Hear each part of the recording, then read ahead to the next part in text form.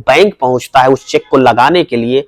शिवराज ने नन्हे को पूरा तरीका बता दिया था। जब बैंक के मैनेजर के सामने रखता है तो बैंक का मैनेजर देखता है नन्हे की हालत को और कहता है कि तुम्हें किसी ने बुद्धू बनाया है, तुम्हें 5 करोड़ का चेक कौन देकर जाएगा, तुम्हारी ये स्थिति है या तुमने ऐसा कौन सा बड़ा काम कर लिया है जो तुम्हें 5 करोड़ मेहनताना के तौर पर मिलेंगे, तुम तो मजदूरी दिहाड़ी करने वाले लेबर हो। तो वो कहता है कि साहब कोई बात नहीं है, जो बैंक की चीजें हैं, जो बैंक में काम होता है आप वो करिए, एक बार अकाउंट में बैलेंस चेक करिए। जब वो उस अकाउंट में जिसका उसको चेक मिला था वो जब बैंक मैनेजर मिलाता है तो उसकी आंखें फटी की फटी रह जाती हैं, क्योंकि उस खाते में 5 करोड़ नहीं कई करोड़ रुपए पड़े हुए थे।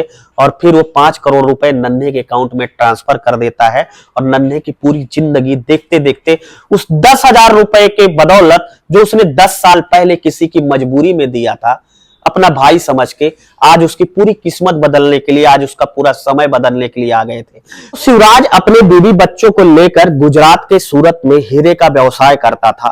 कहने का मतलब शिवराज बहुत बड़ा आदमी था। शिवराज का अपना खुद का हीरे का व्यवसाय था। शिवराज के पास संतान के नाम पर एक बेटा था जिसकी उम्र करीब 16 से 17 साल हो चुकी थी। कहने का मतलब बेटा भी अब शिवराज के काम में हाथ बटाने लगा था। संपत्ति की अगर मैं बात करूं तो शिवराज के पास BMW जैसी चमचमाती हुई कई कारें थी।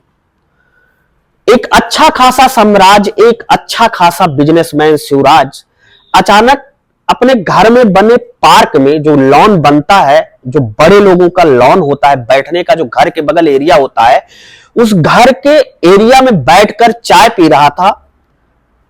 मौसम सर्दी का था, ऐसे में वो पेपर भी पढ़ रहा था और चाय की चुस्कियां आराम से ले रहा था। अचानक से बैठे बैठे उसकी निगाह एक व्यक्ति पर पड़ती है और वो काफी सोचने लगता है। जब उस व्यक्ति को देखता है तो अपने कुर्सी से अपनी चाय और पेपर दोनों ही उसी मेज पर रखकर उस व्यक्ति को निहारता ही रहता है और पूछता है कि हाँ भाई साहब, अब आप कौन? शिवराज ये समझता है कि वो जिसे देख रहा है वो नन्हे है, लेकिन जिसे वो देख रहा था वो नन्हे नहीं था, बल्कि एक मजदूर था जो आज उसके घर पर आया था कुछ काम करने के लिए। दरअसल उसकी पत्नी ने, यानी कि शिवराज की पत्नी ने अपने घर के कुछ सामान की सफाई करने के लिए एक मजदूर को बुलाया था। लेकिन ये मजदूर को जैसे ही शिवराज देखता है वैसे सोचता है कि ये तो नन्हे हैं, लेकिन जब वो मजदूर पास आता है तो अब उसका भ्रम टूट जाता है कि ये नन्हे नहीं, ये तो मजदूर है। और मजदूर हाथ जोड़ते हुए कहता है कि साहब मैं मजदूर हूं, आप किसे समझ रहे हैं? तो वो कहता है कि यार कोई बात नहीं, ठीक है, तुम्हें किसने बुलाया है? तो मजदूर अवाक होकर बड़ी अचरज भरी निगाहों से देखते हुए शिवराज से कहता है कि साहब शायद आपकी पत्नी ने बुलाया होगा। और अचानक दोनों की वार्तालाप सुनते हुए उसकी पत्नी बाहर आती है और शिवराज से कहती है कि हाँ मैंने ही बुलाया है, घर में कुछ काम है। अचानक से बेटा भी पढ़ाई कर रहा था, बेटा बाहर आ जाता है और तीनों की बातें सुनने लगता है। लेकिन शिवराज अपने पत्नी से कहता है कि नहीं, आज घर की सफाई नहीं होगी, आज हम लोग बिहार चलेंगे। अब जब बेटा सुनता है कि आज पिताजी ऐसी कैसी बहकी बहकी बातें कर रहे हैं, आज बिहार इतनी दूर, गुजरात और सूरत से इतनी दूर बिहार, तो पिताजी से पूछता है कि पिताजी ऐसी क्या बात है कि आप बिहार जाने के लिए कह रहे हो? और पत्नी भी पूछने लगती है शिवराज से कि आखिर ऐसी क्या बात है, तुम्हें अपनी पैतृक जन्मभूमि गांव की याद कैसे आ गई? तब शिवराज के मुंह से निकलता है कि आज मुझे नन्हे से मिलना है। जैसे ही नन्हे का नाम आता है उसकी पत्नी कहती है कि ठीक है, अगर तुम्हें नन्हे से मिलना है तो मैं रोक टोक नहीं कर रही हूं, आज का सारा प्रोग्राम रद्द कर देते हैं और हम लोग बिहार चलते हैं। अब अचानक से बेटा भी कार में बैठ जाता है, ये लोग बिहार के लिए चल पड़ते हैं। कई घंटों का सफर करने के बाद ये लोग बिहार पहुंचते हैं और बिहार के उस गांव पहुंचते हैं जहां की ये पहले के रहने वाले थे। जब पहुंचते हैं अचानक से सामने से नन्हे दिखता है और नन्हे जैसे ही शिवराज को देखता है, शिवराज और नन्हे दोनों को एक दूसरे से गले लगाकर ऐसे रोते हैं जैसे मालूम पड़ रहा हो कि दोनों जन्म जन्मांतर के बिछड़े हों। आखिर क्या संबंध था शिवराज और नन्हे में? आखिर ऐसा क्या था कि जब पत्नी ने शिवराज से पूछा कि नन्हे से मिलने चलना है और पत्नी ने तुरंत ही परमिशन दे दी, हालांकि जब ये लोग बिहार पहुंचते हैं तो सबसे पहले शिवराज अपनी कार को, अपने ड्राइवर को कहता है कहीं बैंक के पास रोक लेना, और बैंक के पास जब उसका ड्राइवर रोकता है तो बैंक से 10-12 लाख रुपए कैश निकालता है। अब बेटा बड़ा हो चुका था, कंधे के बराबर हो चुका था, पूछता है पापा ये 12-13 लाख रुपए आप क्यों निकाल रहे हो? तो शिवराज कहता है कि बेटा तुम्हारे अंकल का नन्हे का मेरे ऊपर बहुत बड़ा एहसान है। आखिर ऐसा क्या एहसान था शिवराज के ऊपर नन्हे का? आखिर क्या थी पूरी कहानी? वास्तव में पूरी कहानी बहुत ही दिल को छू लेने वाली है, और शायद आप पूरी कहानी सुनेंगे ना तो एक बार आपके आंखों में आंसू आ जाएंगे और आप भावुक हो जाएंगे। तो दोस्तों, दिल को छू लेने वाली पूरी कहानी है। तो कहानी में आगे बढ़ने से पहले आपसे मेरा छोटा सा विनम्र अनुरोध है कि चैनल को सब्सक्राइब कर लीजिएगा अगर अभी तक नहीं किया है, और कहानी आपको पसंद आए तो कहानी को शेयर कर दीजिएगा। दोस्तों, सबसे पहले तो आज सन 2025 का पहला दिन है, तो आप सभी लोगों को आपके अपने YouTube channel DD story station की तरफ से इस पावन नए वर्ष की हार्दिक शुभकामनाएं। आपका कारोबार, आपका परिवार, आपका जो सफलता है वो आपके हमेशा 2025 में कदम चूमे। पूरे साल आप खुशियों से भरे रहें, आपका परिवार एक अच्छी दिशा में सफलता के पथ पर अग्रसर हो, आपको किसी कष्ट का सामना ना करना पड़े। मैं ईश्वर से आपके और आपके परिवार के लिए यही दुआएं करता हूं। तो दोस्तों, जैसा कि आपको पता है चैनल में कहानी शुरू करने के पहले कुछ लोगों के नाम होते हैं, तो जिनका नाम पिछली कहानियों पर हमें मिला होता है। तो सबसे पहले उनका नाम, सबसे पहला नाम आया था हमें सूर्यदेव शाह का, अगला नाम है वकील अहमद का, कुलदीप कुमार है, जिला ऊना, गांव नंगलकोट, हिमाचल प्रदेश से, राजेश्वर प्रसाद मिश्र है बहराइच से, हाजी नसीम सिद्दीकी है कानपुर यूपी से, गणेश लाल है। आप सभी का प्यारा सा कमेंट हमें पिछली कहानी पर प्राप्त हुआ था, और हरदोई से श्रवण कुमार है जिनका प्यारा सा कमेंट हमें हर कहानी पर आता रहता है।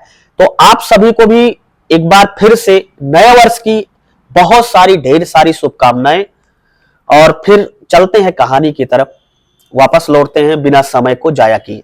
तो दरअसल कहानी की शुरुआत कई सालों पहले होती है। नन्हे और शिवराज दोनों एक दूसरे के गांव में ही पैदा हुए थे, अगल बगल के दोनों पड़ोसी थे। दोनों का आपसी जो पढ़ाई लिखाई होती है गांव के ही एक स्कूल में हुई। दोनों एक दूसरे से इतना प्यार करते थे कि इनकी दोनों की दोस्ती की मिसाल गांव वाले दूर दूर तक देखते थे कि शिवराज और नन्हे में कैसी दोस्ती है। इतना तो किसी सगे भाई में भी इतनी ज्यादा प्यार और मोहब्बत नहीं होती है। दोनों का धीरे धीरे समय बढ़ता गया, दोनों धीरे धीरे बड़े होते गए, जवान होते गए। नन्हे के माता पिताजी समय चलते ही दुनिया को छोड़ गए। नन्हे का जब कोई दुनिया में नहीं रहा तो शिवराज ने आगे बढ़कर नन्हे को अपना भाई मान लिया। शिवराज होता है, उसकी शादी नहीं हुई थी।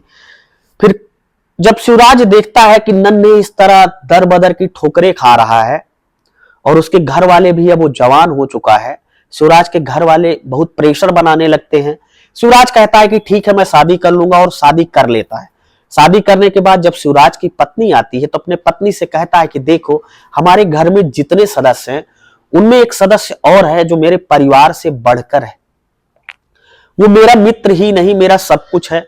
उसकी पत्नी पूछती है आखिर वो शख्स कौन है, तो बोलता है कि उसका नाम नन्हे है। फिर नन्हे, आज की पत्नी नन्हे को बहुत मानने लगती हैं। दोनों का, शिवराज का और नन्हे का जो सामंजस्य था, आपसी व्यवहार था, दोनों का बहुत अच्छा चलता रहता है।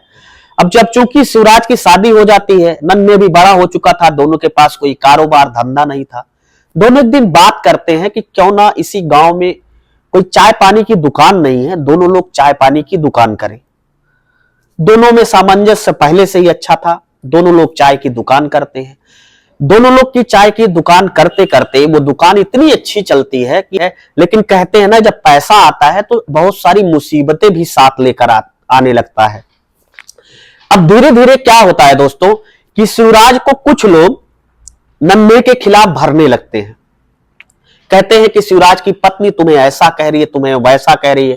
अब चूंकि बिजनेस में बराबर के दोनों पार्टनर थे, दोनों की दोस्ती बहुत प्रांगण थी, दोनों बचपन से साथ में खेले खाए थे, साथ में पढ़े थे। ऐसे में शिवराज कहता है कि कोई बात नहीं भाई, पहले तो लोगों की बातों को इग्नोर करता था, लेकिन उससे जब लगता है कि नहीं यार ये बातें कई लोग कह रहे हैं समाज के, तो जाहिर सी बात है इस बात में कोई ना कोई सत्यता जरूर होगी। अब वो कहता है कि ठीक है। फिर अचानक से वो एक बार नन्हे के पास आता है और नन्हे से कहता है कि भाई ऐसा है कि मैं अब तुम्हारे साथ दुकान वाला जो काम करता हूं वो नहीं कर सकता हूं, मैं अपना खुद से दुकान करूंगा। नन्हे कहता है कि ठीक है भाई, तुम देख लो जैसा हो, तुम्हारी जो व्यवस्था हो पाए, मैं क्या ही कर सकता हूं। और नन्हे में दोनों में आपसी बेनस्ता बढ़ जाती है। नन्हे काफी समझाता है कि शिवराज भाई दुकान अलग मत करो, लेकिन शिवराज को सनक सवार थी लोगों को कही गई बातों का उस पर इतना असर होता है कि दोनों अलग अलग दुकान कर लेते हैं। अब इधर नन्हे की जो दुकान थी वो अच्छी खासी चलती रहती है, लेकिन शिवराज की दुकान जो थी उसका धंधा 1-2 साल बहुत अच्छा चलता है, बुलंदियों को छूता है, लेकिन फिर उसका धंधा इस कागार पर आ जाता है कि पूरी तरीके से वो घाटे में चला जाता है। अब शिवराज को आगे का रास्ता नहीं दिख रहा था कि वो अब क्या करे। वो कई लोगों का कर्जदार भी हो चुका था। ऐसे में जब लोग उसके दुकान पर पैसा मांगने आते थे, शिवराज अपने आप को बहुत जलील समझता था। अचानक फिर शिवराज एक दिन नन्हे के पास बैठता है, काफी दिन बाद दोनों एक साथ बैठे थे। फिर वो नन्हे से कहता है कि नन्हे भाई, मुझे लगता है कि मैं यहाँ पे धंधा बिजनेस अपना नहीं कर पाऊंगा, मुझे कहीं बाहर जाकर कमाना होगा और ऐसे में मेरे पास पैसे नहीं है भाई, अगर हो तो मेरी तुम थोड़ी सी हेल्प कर दो। अब नन्हे कहता है कि भाई यार मेरा भी धंधा बहुत अच्छा नहीं चल रहा है, लेकिन पुराने दिनों को याद करके नन्हे शिवराज का पूरा साथ देने के लिए तैयार हो जाता है और फिर शिवराज का साथ देता भी है। वो अपने पत्नी से कहता है कि शिवराज को कुछ पैसे की जरूरत है। उसकी पत्नी कहती है कि तुम्हारे पास कुछ अगर पैसे हो तो दे दो। शिवराज नन्हे से कहता है कि अगर 10,000 रुपया दे दोगे तो मेरा काम हो जाएगा। मैं नई जगह जा रहा हूं, परदेश में, सूरत में मेरा एक मित्र रहता है, वहां पे हीरा घिसाई का काम करता है, वहां पे मेरी नौकरी लग जाएगी, लेकिन पहले महीने जाऊंगा तो जो कमरा किराए का भाड़ा होता है वो तो मुझे देना ही पड़ेगा और मेरे हाथ में कुछ भी नहीं है। नन्हे कहता है ठीक है कोई बात नहीं भाई, मैं पूरी हेल्प करूंगा। और फिर नन्हे का भी उस टाइम इतना अच्छा धंधा नहीं चल रहा था, इतना अच्छा व्यवसाय नहीं चल रहा था कि वो आगे बढ़ के शिवराज की मदद कर सके। नन्हे अपनी पत्नी से सारी बातें बताता है कि शिवराज की हेल्प करनी है। तब नन्हे की पत्नी कहती है कि देखो मेरे पास सेविंग के नाम पर कुछ नहीं है, जो तुम पैसे देते थे वो मैं बच्चों के बीच में लगाती हूँ और बहुत सारे घर में काम होते हैं उस पर खर्च करती हूँ। ऐसे में मेरे कुछ जोड़ी गहने हैं जो मैं शादी के टाइम अपने साथ लेकर आई थी, उन गहनों को तुम गिरवी रख दो और गिरवी रखकर तुम शिवराज की मदद कर दो। मुंह देखता और देखता ही रह जाता है और सोचता है कि उसकी पत्नी किस पत्थर की बनी है। यहां पर जब कोई अपने की सहायता करने के लिए तैयार नहीं है, तब वही पत्नी किसी दूसरे की, वो भी अपने गहने बेचकर दूसरे की सहायता करने के लिए तैयार है। ऐसा कैसे हो सकता है। 1000 रुपया नन्हे सुनार के यहां अपने वाइफ के, अपनी पत्नी के गहने रख कर वापस आता है और वापस आने के बाद शिवराज को पूरे के पूरे पैसे पकड़ा देता है कि शिवराज भाई ये 10,000 रुपए हैं, मेरे पास जितना था मैंने किया। अब शिवराज भी सोच में पड़ जाता है कि इसके पास तो पैसे नहीं थे, ये बेचारा दूसरे से कर्जा लेके कैसे भी अपना धंधा चला रहा है, अपना पेट पाल रहा है, अपना परिवार चला रहा है, मेरे लिए 10,000 रुपया कहां से लाया। लेकिन कोई बात नहीं, शिवराज अपने मन में सोचता है कि अब मैं बाहर जा रहा हूं, कमाऊंगा, जब कमाऊंगा तो कुछ दिन बाद मैं पैसे वापस कर दूंगा। अब वो अगली दिन एक ट्रेन पकड़कर अपनी पत्नी के साथ सूरत निकल जाता है और सूरत में वो सबसे पहले अपने मित्र के पास पहुंचता है, जहां पर उसका मित्र एक हीरा घिसाई कंपनी में काम किया करता था। उस हीरा घिसाई कंपनी में वो काम करने लगता है और काम करते करते वो इतनी मेहनत और ईमानदारी से काम करता है कि जो हीरा कंपनी की घिसाई का मालिक होता है वो धीरे धीरे उसे मैनेजर बना देता है। और जब शिवराज यहां पर मैनेजर बन जाता है, उसे हीरे का पूरा काम अच्छी तरीके से आ चुका था और वो ईमानदारी और तन्मयता से अपने काम में इतना लगा रहता था कि उसे बाहरी दुनिया से कोई मतलब नहीं था। अब जब वो एक कंपनी में हीरा घिसाई के मैनेजर बन चुका था, तो वो सेठ जो हीरा कंपनी का मालिक था, जहां से माल उठाता था वो हीरे का, वहां से अपने मैनेजर को भेजता था शिवराज को हीरा ले आने के लिए। और ये करते करते शिवराज के जीवन के करीब 5-7 साल कब गुजर गए, ना ही शिवराज को पता चला और ना शिवराज के घर वाले को। एक दिन जब उस सेठ ने शिवराज को हीरा लाने के लिए भेजा, जिसकी कीमत मार्केट में उस टाइम 6-7 करोड़ रुपए थी। तो जो जहां से हीरा सप्लाई होता था, जब शिवराज उस कंपनी का मैनेजर बन के वहां पर पहुंचा और फिर बात करने लगा, तो उस हीरा के जो सप्लायर था, जो मेन माल सप्लाई करता था, वो कहने लगा कि शिवराज भाई, आप 4-5 साल से एक ही काम किए जा रहे हो, आप बहुत ईमानदार आदमी हो, बहुत ही मेहनती हो, बहुत लकी आदमी हो, क्यों नहीं आप अपना काम कर लेते हो। वो कहता है कि नहीं, मेरे मालिक ने मुझे यहां तक पहुंचाया है। अब शिवराज की अच्छी खासी तनख्वाह, अच्छा खासा वेतन उसे मिलता था, जिससे उसके घर के खर्चे चल जाया करते थे। लेकिन जब भी वो माल वहां पर सप्लायर के पास लेने जाता, तब वो उसे एक सुझाव जरूर देता कि भाई तुम अपना काम कर लो। अचानक शिवराज को कुछ दिन काम करते और बीतते हैं। 1-1.5 साल बाद उसे लगता है कि अब एक छोटी सी नई सी शुरुआत करना चाहिए। फिर जैसे ही वो अगली बार माल उठाने जाता है, सप्लायर ये बोल देता है कि भाई साहब, आप माल उठा लो, जो भी पैसे होंगे आप बेच कर देना। और इस बार शिवराज पूरी तरीके से रिस्क लेता है और हीरे का काफी सारा माल उठा लेता है और उसके बाद लाकर वो मार्केट में उसे सेलिंग का प्रक्रिया, घिसाई की प्रक्रिया सब कुछ पता था। अचानक वो धीरे धीरे हीरे बेचने लगता है। हीरे बेचते बेचते वो उस क्षेत्र का एक दिग्गज व्यापारी बन जाता है, एक बड़ा व्यापारी बन जाता है। और जब बड़ा व्यापारी बन जाता है, इतना तक पहुंचने में उसे करीब 10 साल का वक्त गुजर जाता है। और 10 साल बाद जब वो आज अपने बंगले के उस लान में बैठकर चाय पी रहा था, चाय की चुस्कियां ले रहा था और साथ में पेपर पढ़ रहा था, अचानक से जो मजदूर आता है घर की सफाई के लिए, जब उसे सामने से देखता है तो उसे लगता है कि जैसे सामने से नन्हे आ गया हो। इन 10 सालों में वो 10,000 रुपया जो शिवराज ने नन्हे से लिया था, उसकी कभी उसे याद नहीं आई। लेकिन आज बरबस उसे याद आ गई और उसने बैठकर सोचना शुरू किया कि अब वो करीब 50 करोड़ का आदमी बन चुका है। अब सही समय आ गया है वो 10,000 रुपए जो नन्हे से मजबूरी के दिनों में, दुश्वारियों के दिनों में उसने अपनी पत्नी के गहने गिरवी रखकर दिए थे, वो अब वापस करने चाहिए। और फिर वो तुरंत ही उस मजदूर को अपने घर से कुछ पैसे, उसकी जो दिहाड़ी बनती थी, उसको देकर विदा करता है और फिर अपने पत्नी के साथ, अपने बच्चों के साथ आज बिहार पहुंचा था। और फिर नन्हे और शिवराज दोनों एक दूसरे से गले से लिपट कर मिलते हैं, गले से लिपट कर रोते हैं। नन्हे पूछता है, भाई तुम तो बहुत बड़े आदमी हो गए। वो कहता है कि मैं बड़ा आदमी नहीं हो गया नन्हे भाई, बड़े तो आप हो गए, आपका जो एहसान है मेरे ऊपर। और फिर वो जो बैंक से उसने मार्केट में पहुंचने के पहले, गांव में पहुंचने के पहले 10-12 लाख रुपए कैश निकाले थे, वो 10-12 लाख रुपए वो नन्हे के पास रख देता है। नन्हे आज भी नहीं बदला था। नन्हे का घर जो है वो टूटा फूटा था, पानी बरसता तो उसमें सर छुपाने की जगह नहीं थी। पूरी तरीके से एकदम बिखरा हुआ घर, टूटा फूटा घर।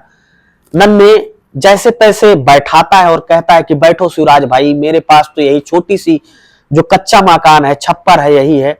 तुम्हें तो अब ये पसंद नहीं आएगा, तुम तो एक लग्जरी गाड़ी में चलने लगे हो। देख रहे हो तुम्हारी गाड़ी जब गांव के अंदर आ रही है तो लोग खड़े होकर लाइन लगाकर तुम्हारी गाड़ी को देख रहे हैं। वैसे शिवराज से पूछता है, भाई कितने की गाड़ी है? तो वो बताता है कि 1 करोड़ की गाड़ी है, ये BMW गाड़ी है। फिर नन्हे कहता है अपनी ईमानदारी पर रह के कि ठीक है भाई साहब। खूब स्वागत सत्कार किया जाता है शिवराज का। शिवराज रात भर नन्हे के साथ पुरानी यादों में खोए रहते हैं। दोनों बहुत सारी बातें करते हैं। दोनों बहुत सारी बातें करने के बाद दोनों की पत्नियां आपस में मिलती हैं। उन पुराने दिनों को, उन पुरानी दुश्वारियों को, उन पुराने मुसीबत भरे दिनों को याद करते हुए फिर सुबह होती है। सुबह शिवराज की पत्नी, सब लोग खाते पीते हैं। खाने पीने के बाद जब वो वापस जाने लगता है तो सीधा नन्हे को 5 करोड़ रुपए का चेक कट कर देता है। नन्हे उतना ज्यादा पढ़ा लिखा नहीं था, क्योंकि शिवराज ने सूरत पहुंचकर पूरी दुनियादारी सीख ली थी। लेकिन नन्हे यहां पर अभी भी वैसा ही भोला भाला था, सीधा साधा, बिना पढ़ा लिखा, उसे कुछ नहीं आता था। वो सोचता है, कहता है कि ये कागज का टुकड़ा क्यों देकर जा रहे हो? तो वो कहता है कि ये कागज का टुकड़ा नहीं, ये तुम्हारे 10,000 रुपए मैं तुम्हें वापस कर रहा हूं। वो कहता है कि अरे भाई इसकी क्या जरूरत है, कल तो 12-13 लाख रुपए दिया हो। तो वो कहता है कि भाई साहब ये कर्जा था मेरे ऊपर, आपका एहसान था, जितने भी पैसे मैंने आपके दिए हुए थे 10,000 रुपए, उसी से मैं आज इतना बड़ा आदमी बना हूं। शायद आप उस मजबूरी के दिनों में मेरा सहयोग ना किए होते तो मैं इतना आगे ना निकला होता, ना इतना बड़ा मैं बिजनेसमैन बना होता। वही 10,000 रुपए आज फल फूल रहे हैं। और फिर चला जाता है, वो अपनी कार पर बैठता है, गमगीन माहौल में नन्हे का परिवार शिवराज के परिवार को विदाई देता है। विदाई देने के बाद जब वो बैंक पहुंचता है उस चेक को लगाने के लिए, शिवराज ने नन्हे को पूरा तरीका बता दिया था। जब बैंक के मैनेजर के सामने रखता है तो बैंक का मैनेजर देखता है नन्हे की हालत को और कहता है कि तुम्हें किसी ने बुद्धू बनाया है, तुम्हें 5 करोड़ का चेक कौन देकर जाएगा, तुम्हारी ये स्थिति है या तुमने ऐसा कौन सा बड़ा काम कर लिया है जो तुम्हें 5 करोड़ मेहनताना के तौर पर मिलेंगे, तुम तो मजदूरी दिहाड़ी करने वाले लेबर हो। तो वो कहता है कि साहब कोई बात नहीं है, जो बैंक की चीजें हैं, जो बैंक में काम होता है आप वो करिए, एक बार अकाउंट में बैलेंस चेक करिए। जब वो उस अकाउंट में जिसका उसको चेक मिला था वो जब बैंक मैनेजर मिलाता है तो उसकी आंखें फटी की फटी रह जाती हैं, क्योंकि उस खाते में 5 करोड़ नहीं कई करोड़ रुपए पड़े हुए थे। और फिर वो 5 करोड़ रुपए नन्हे के अकाउंट में ट्रांसफर कर देता है और नन्हे की पूरी जिंदगी देखते देखते उस 10,000 रुपए के बदौलत जो उसने 10 साल पहले किसी की मजबूरी में दिया था अपना भाई समझ के, आज उसकी पूरी किस्मत बदलने के लिए, आज उसका पूरा समय बदलने के लिए आ गए थे।